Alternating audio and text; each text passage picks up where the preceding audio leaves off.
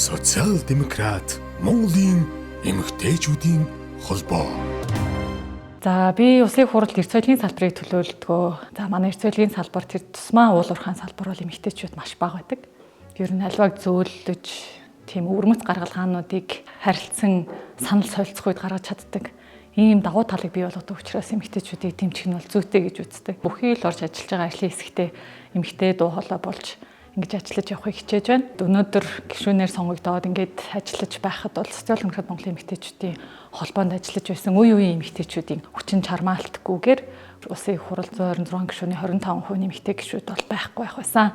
Тэгээ ямар ч тач өмнө ажиллаж исэн одоо ч ажиллаж байгаа бүх эмэгтэй гишүүдтэй талархал илэрхийлье. Ирэх 30 жилдээ илүү олон тийм анлаалагч эмэгтэйчүүдийг магадгүй 30 хүртэл насны, 40 хүртэл насны гэд олон эмэгтэйчүүдэд нөлөөлж, хүрч их олон сайн сайхан зүйлүүдийг улс их орондоо бий болох юмсан гэж бол хүсэж байна. Аливаалын бодлого, аливааныг хэрэгжүүлэлт зорилт ганц хүний тоглолт хизээч биш.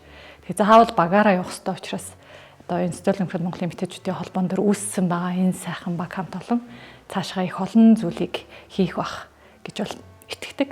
Тэгээ энд бас гар бие оролцсон явуулсандаа бол их баяртай байна.